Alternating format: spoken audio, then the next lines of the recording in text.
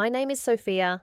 I'm 34 years old, and I live alone in a small but tidy apartment on the north side of Chicago. By day, I'm a financial analyst at a mid-sized firm downtown, the kind of job that sounds impressive on paper but rarely makes for good dinner conversation. Numbers have always made sense to me, clean, logical, predictable.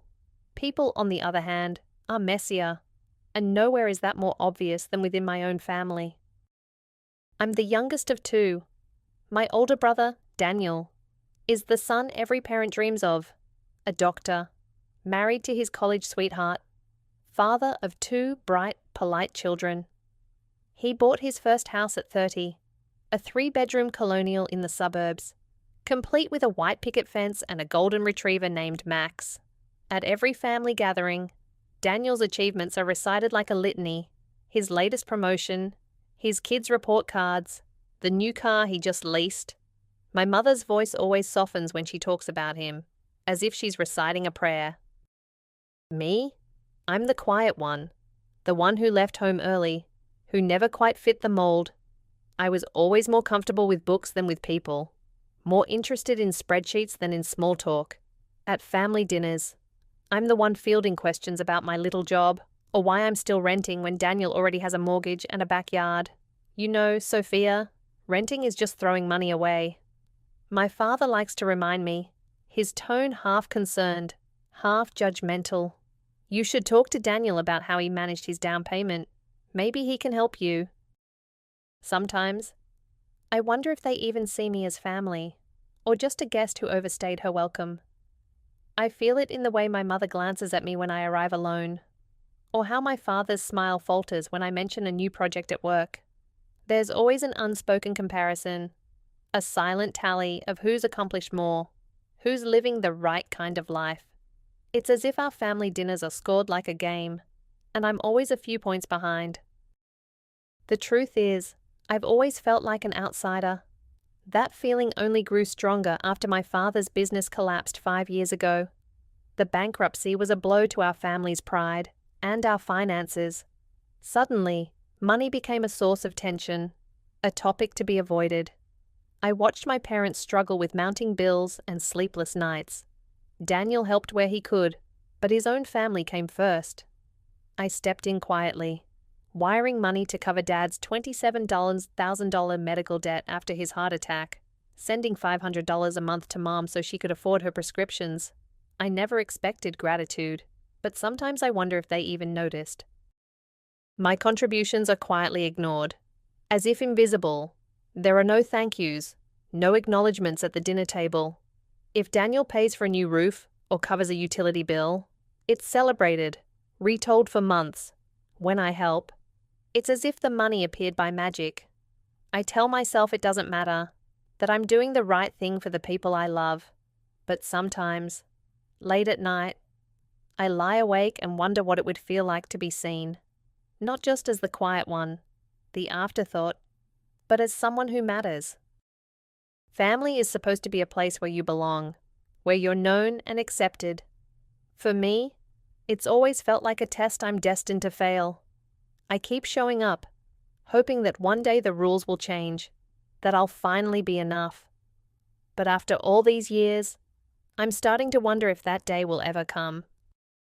The family crisis that changed everything didn't happen at Thanksgiving. It happened months earlier, at Daniel's wedding, a day that was supposed to be about joy, new beginnings, and family coming together. Instead, it became the moment I realized just how invisible I truly was. Daniel's wedding was the event of the year. My parents talked about it for months, obsessing over every detail. The guest list ballooned to 220 people, with relatives flying in from both coasts. The venue was a sprawling country club just outside Evanston, with a marble foyer, chandeliers, and a view of the golf course that my father couldn't stop mentioning. The final bill, I overheard Mom whisper to Aunt Linda, was close to $68,000, more than my annual salary. I was asked to help with the planning, but only in the background. Sophia, you're so good with numbers. Could you handle the spreadsheets? My mother asked, sliding a folder across the table. I spent weeks tracking RSVPs, balancing budgets, and negotiating with vendors to save a few hundred here and there. When Daniel's fiancée, Emily, wanted to upgrade the centerpieces, another $2,400, I was the one who recalculated everything to make it work. I didn't mind. Not at first. I wanted to be useful, to be included. I even offered to cover the cost of the rehearsal dinner as my gift, $3,200, paid quietly from my savings. I told myself it was worth it to see my brother happy, to be part of something bigger than myself. But as the wedding drew closer, I started to notice the little things. My name was missing from the official program, no mention of my help, not even as a bridesmaid. When I asked Emily about it, she smiled tightly. "We just wanted to keep the bridal party small. I hope you understand." I nodded, swallowing the disappointment. I told myself it didn't matter. The day of the wedding arrived, and I slipped into my navy blue dress, the one I'd bought on sale for $120. I arrived early, ready to help with the last-minute details. But when I reached the reception hall, Emily's sister, Madison, was already there, giving orders. "Sophia, could you help with the gift table? And maybe keep an eye on the cards? Some of these gifts are worth thousands." I nodded, even as I noticed Daniel's college friends laughing and taking photos with the groomsmen. The ceremony was beautiful, I'll admit that. Emily glided down the aisle in a $6,000 gown. Daniel beamed, and my parents cried. During the reception, I stood at the edge of the dance floor, watching as the newlyweds twirled to their first song. I felt like a stagehand in someone else's play, necessary, but never seen. Then came the moment that broke me. As the crowd gathered for toasts, Daniel raised his glass. "I want to thank everyone who made today possible, especially Emily's family, who helped so much with the planning and the costs," he went on, naming Emily's parents, her sisters, even her childhood friend who'd flown in from Seattle. My name never came up. I tried to smile, but my chest felt tight. I glanced at my mother, hoping for a reassuring look, but she was busy chatting with Emily's father. I excused myself and slipped outside, the cool night air stinging my eyes. A few minutes later, I heard voices behind me, Emily and Madison, laughing. Honestly, I'm glad Sophia isn't in the bridal party. She's so awkward. And did you see her dress? I thought she'd at least try to look nice for her brother's wedding. Madison giggled. Well, at least she's good for keeping track of the money. I stood frozen, every word sharp as glass.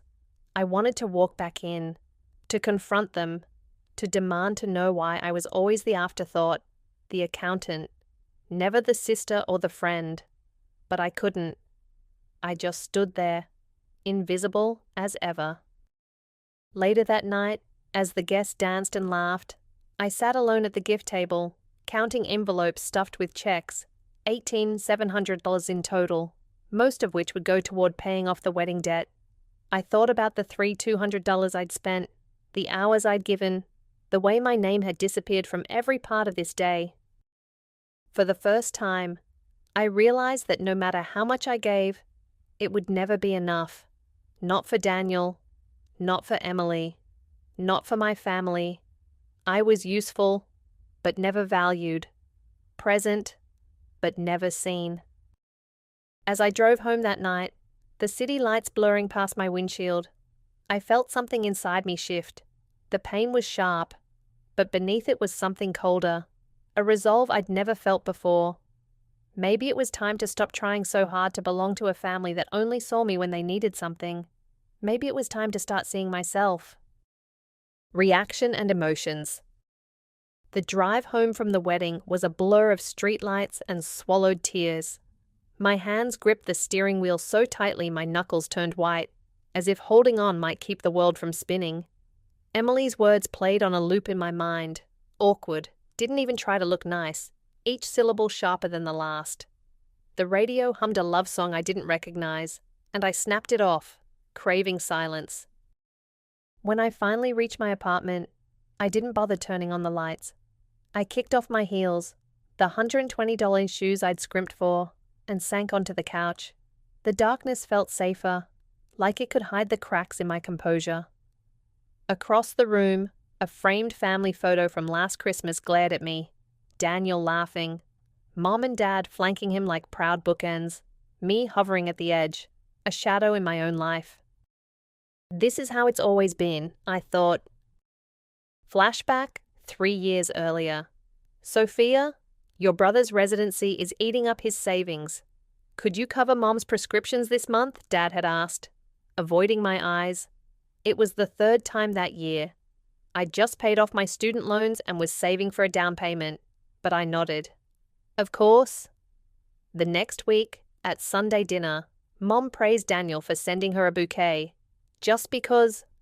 My $500 transfer? Unmentioned. I remember pushing mashed potatoes around my plate, wondering why my love had to be silent to count. Now, sitting alone, I opened my banking app. Auto transfer, $500 to Mom's meds. The notification glared back, a monthly reminder of my invisibility. My thumb hovered over cancel. For years, I'd told myself this was my duty, the price of belonging. But what had it bought me? A seat at the gift table? A punchline? I cancelled the transfer. Then, methodically, I scrolled back through months of transactions. $3,200 for the rehearsal dinner. $1,800 for Dad's emergency car repair last winter. $27,000 for his medical bills. A number so large I'd split it into 3 credit cards. Each payment was a plea. See me, love me. The screen blurred. Flashback 6 months ago. Daniel's voice crackled over the phone. Soph, Mom's 60th is at the lake house. We're splitting costs, $200 per person. I'd hesitated. My rent was due, and work bonuses were delayed. Can I pay half now? He sighed. Come on, it's Mom. Don't be selfish. I put it on a credit card. At the party, I washed dishes while Daniel gave a speech. Family is everything, he'd said, raising a glass of champagne I couldn't afford. No one noticed I wasn't drinking. My phone buzzed. A text from Mom. Did you leave early? We missed you at the send-off. Followed by a photo. The family posing with sparklers. Emily's arm slung around my vacant seat. Missed me? Or missed what I could do for you? I didn't reply. Instead, I stood and paced. My thoughts a tempest. Maybe I'm overreacting. Family sticks together. But when do I get to matter? In the bathroom, I splashed cold water on my face. The mirror showed a stranger, smudged mascara, lips pressed into a thin line. Is this what fading looks like? Flashback, last winter, Grandma's voice, frail but firm, through the phone. You're the only one who asks how I'm feeling, not just how my stocks are doing. I'd visited her every Sunday, bringing groceries and old movies. When her care home bill came due, $200 overdue, I paid it without telling the family. You're my guardian angel, she'd whispered. I'd laughed it off. Angels don't need thanks. Back in the living room, I opened my laptop and drafted an email to my parents. Mom and Dad, I need to step back for a while. I'll always love you, but I can't keep giving pieces of myself away. Please understand. Sophia. I deleted it. Too harsh, too final. My finger traced the edge of Grandma's antique brooch on the coffee table, a gift she'd slipped me last birthday.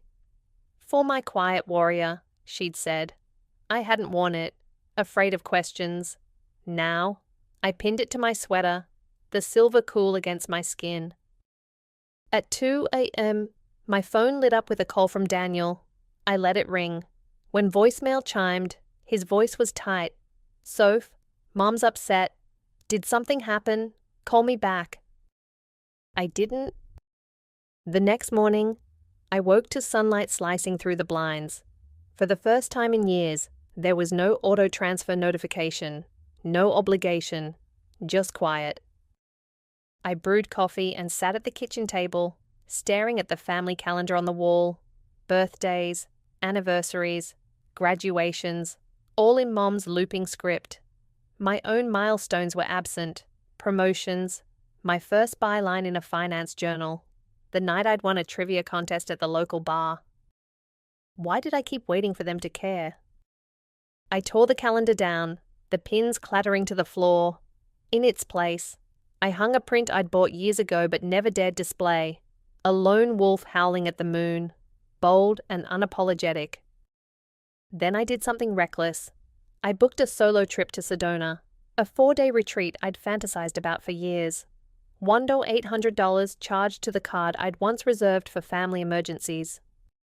As the confirmation email landed, I half expected guilt to swallow me.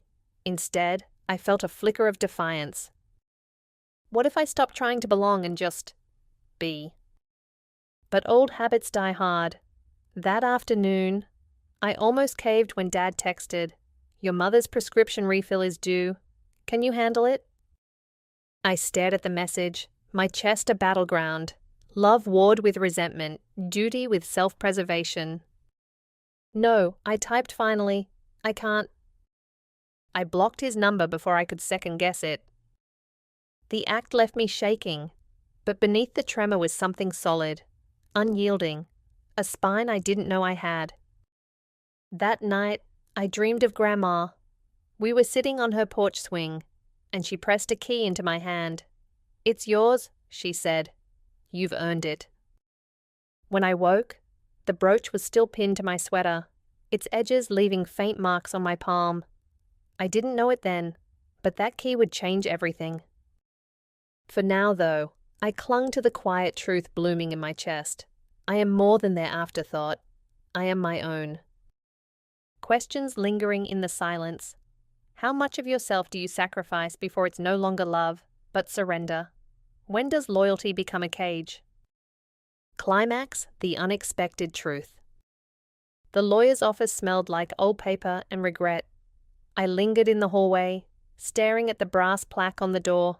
Hartman and Associates, estate planning. 3 weeks had passed since the wedding debacle, and I'd ignored every call, every text.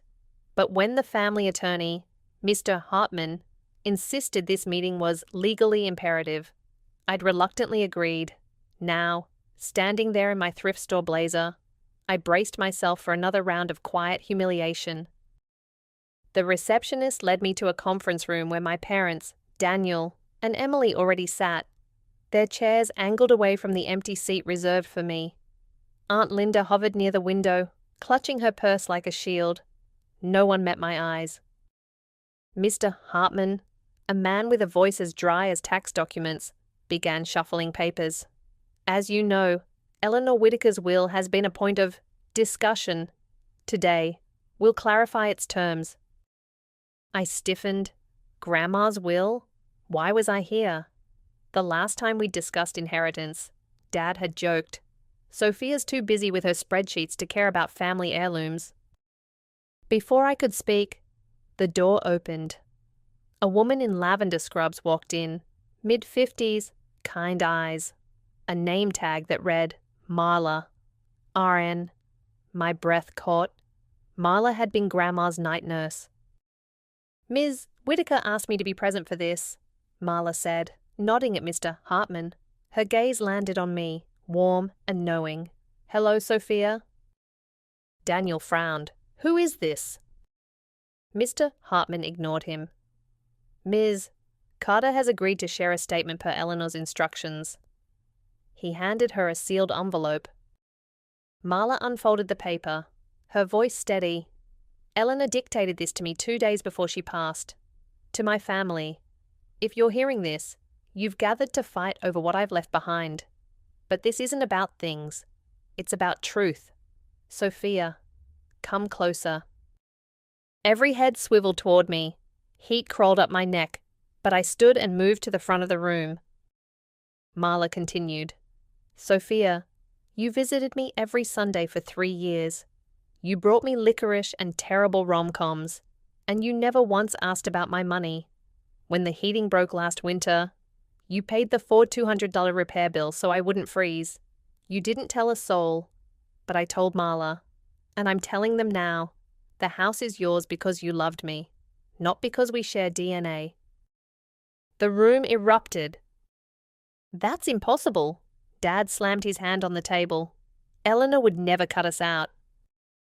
Emily's laugh was shrill. Oh, please. Sophia barely visited. This is some scam. Enough. Marla's voice cut through the chaos.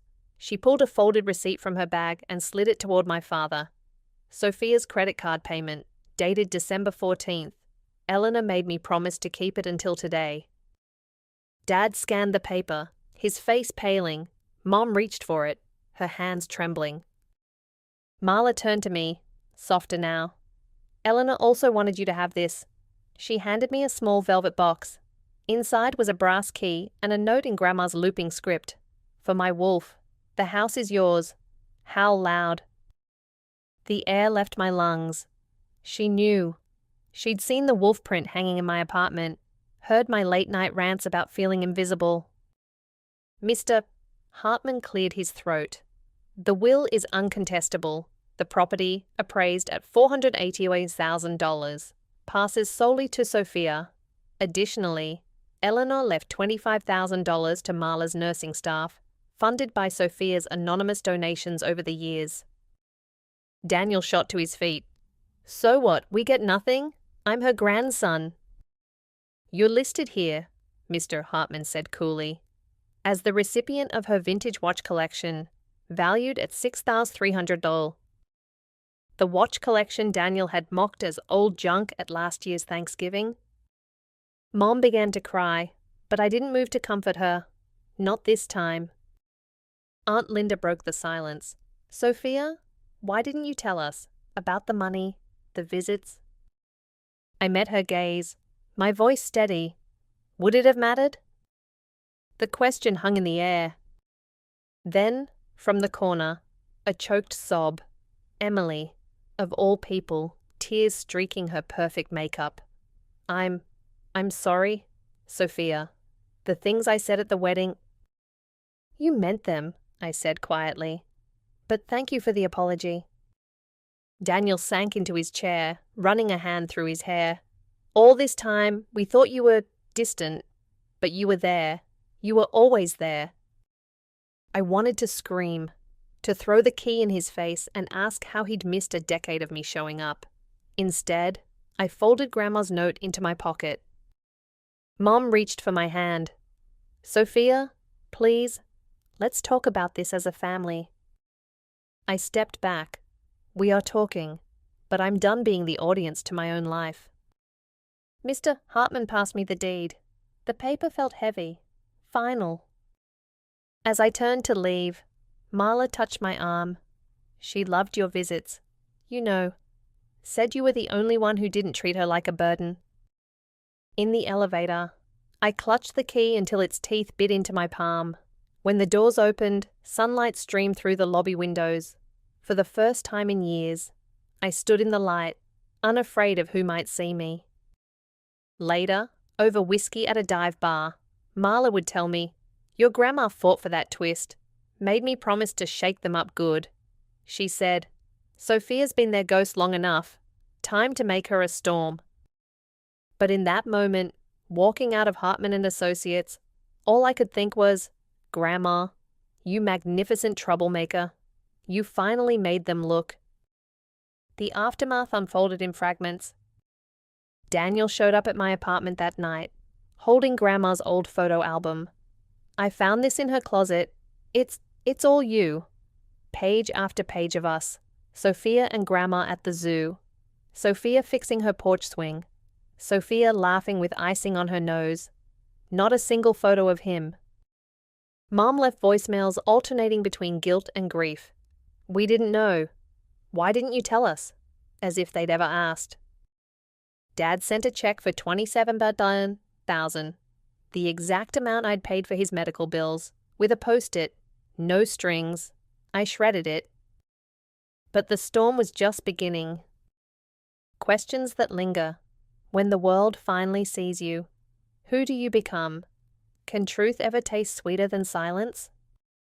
Confrontation and boundaries. The confrontation happened on a rain-soaked Sunday afternoon, 2 weeks after the lawyer's office. Mom had begged me to meet at the lake house. Just us, no pressure. But when I arrived, the whole family was there. Daniel pacing by the fireplace, Emily pretending to flick through a magazine, Dad staring out at the grey water. The air smelled of coffee and unresolved history.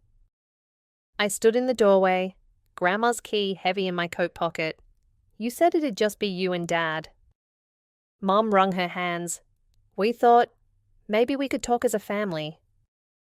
We are family, Daniel said, as if the word alone could glue us back together. I didn't sit. The conversation. Daniel spoke first, his voice strained. Soph, we get it. You're hurt. But cutting us off? Ignoring calls? That's not how family handles things. I laughed. Sharp and brittle. Funny. That's exactly how you've handled me for years. Mom flinched. Honey, we didn't know about Grandma's bills or the house. If you'd just told us. Told you what? The words erupted, hot and raw. That I paid $27,000 for Dad's surgery? That I've sent $500 every month for your arthritis meds since 2022? That I covered his, I jabbed a finger at Daniel, $200 rehearsal dinner while he thanked Emily's family for making the wedding possible? You think I didn't try? Dad finally turned from the window. We didn't ask for your money, Sophia. No, you just expected it. My voice cracked. And I let you, because I thought if I gave enough, you'd finally see me. But you didn't. You still don't. Emily set down her magazine. This is getting toxic. Maybe we should... Toxic? I wheeled toward her. You mocked my clothes at your wedding. You called me awkward to my face. But you cashed every check I wrote, didn't you? She paled. Daniel stepped between us. Enough. We're here to fix this, not throw punches. Fix what? I snapped. The fact that you only care now that Grandma's money's involved? The ultimatum. Silence fell, thick and suffocating. Rain tapped the windows like Grandma's ghost keeping time. I pulled out the key and set it on the coffee table. I'm keeping the house, but I'm done being your ATM, your planner, your shadow. No more money, no more favors. Mom gasped. Sophia, you can't just... We're your family. Then act like it. The words tore out of me. Years of swallowed hurt finally raw in the open. Ask me how my day was. Remember my birthday without a calendar. See me for once, instead of what I can do for you. Dad's jaw tightened. You're being selfish. Selfish? I reached into my bag and flung down a stack of bank statements. $27,000 for your heart surgery. $18,000 in loans for Daniel's residency. $500 a month for 4 years. That's $24,000. Mom, I've given you $69,000 in total. How much more do I owe to not be selfish? The numbers hung in the air. Undeniable. Daniel picked up the statements, his hands shaking. I didn't realize it added up like this. Because you never looked... I turned to Mom. You think I didn't notice? Every time I visited, you'd say, Daniel's taking us to Hawaii, or Daniel bought me this necklace. I brought you groceries, paid your bills, and you'd say, pass the salt. Tears streamed down her face. We thought you didn't want praise. You always seemed so... independent. Independence isn't the same as invisibility. The line in the sand. Daniel moved closer, his voice softer. What do you want from us, Soph? I stared at him, this stranger wearing my brother's face. I want you to care without needing a lawyer to force it. I want to matter as much as your golf scores or Emily's Instagram posts. Emily stood abruptly. I'll give you all some space. She hurried out, heels clacking like a retreat. Dad sank into an armchair, suddenly old. What happens now? Now, I said, you decide if you want a daughter or a doormat. I grabbed my coat. Mom lunged forward, clutching my sleeve. Don't leave like this, please. For a heartbeat, I almost caved. She smelled like lavender and the baby powder she'd used since we were kids. But then I remembered the wedding sparkler photo, my empty seat, their perfect smiles. I gently pried her fingers loose. I love you, but love shouldn't hurt this much. The aftermath. Daniel followed me to the driveway. Rain soaked his shirt, plastering it to his shoulders. Soph, wait. I kept walking. Save it, Daniel. I'm sorry. The words rushed out, barely audible over the storm. For the wedding, for everything, I didn't. No? I yanked open my car door. That's the problem, you never wanted to know. He stood there, drenched and defeated, as I drove away. In the rearview mirror, I saw Mum collapse into Dad's arms, but I didn't slow down. Now. They still call, they still text. Mom sends recipes I loved as a kid. Daniel forwards memes about siblings. Sometimes I almost reply. But then I remember the $69,000. The empty seat in the sparkler photo. Grandma's key now hanging above my desk. I'm learning to say no, to spend my money on therapy instead of their emergencies, to buy myself flowers. The house is quiet, but it's mine. The first night there, I blared Lizzo at 2 a.m. and danced on Grandma's antique rug. No one told me to lower the volume. Final threshold. Last week, Daniel left a voicemail. I'm outside your office. Can we talk? No strings? I watched him from my window, clutching a coffee cup, looking smaller without his white coat. I didn't go down, but I didn't delete the message either. Questions I carry. When does forgiveness become possible? Can roots regrow after the storm? Or is the soil too poisoned? Open ending and message. I moved into Grandma's house on a chilly Saturday morning, the kind where the sky is a blank canvas and the air tastes like possibility. The place was quiet, echoing with memories, her laughter in the kitchen, the soft click of her knitting needles, the scent of cinnamon and old books. I wandered from room to room, touching the worn banister, the faded wallpaper, the sunlit window seat where she used to read.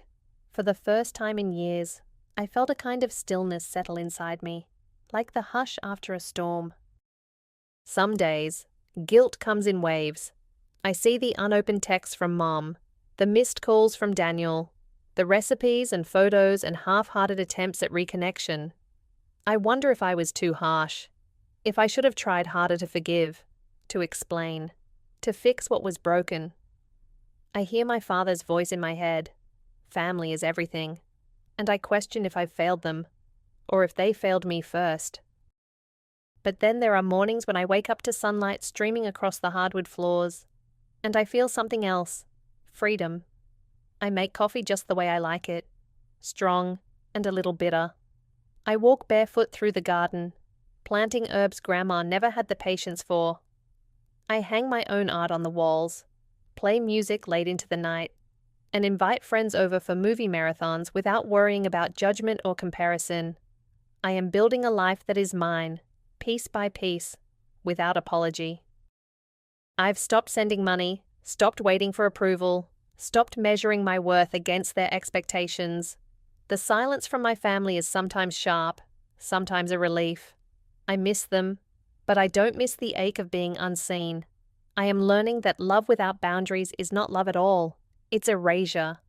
I am learning to say no, to choose myself, to believe that I am enough even when no one is watching.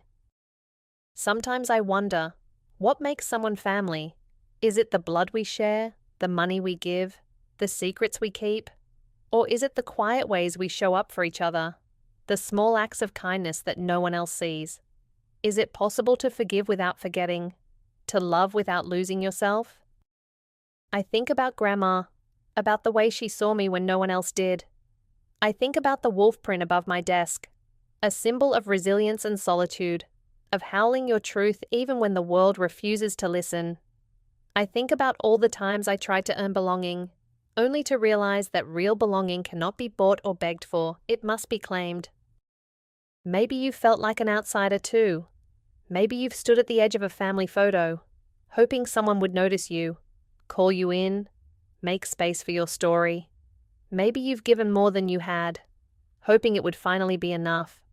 Or maybe you've had to walk away, to draw a line, to choose yourself even when it hurt. If you have, I want you to know, you are not alone. Your worth is not measured by the roles you play or the things you give. You are enough, just as you are, even if no one ever says it out loud. So I'll ask you, as I ask myself, what boundaries do you need to set to protect your heart? What would it mean to live for yourself, not for the approval of others? How do you define forgiveness? And where does it end?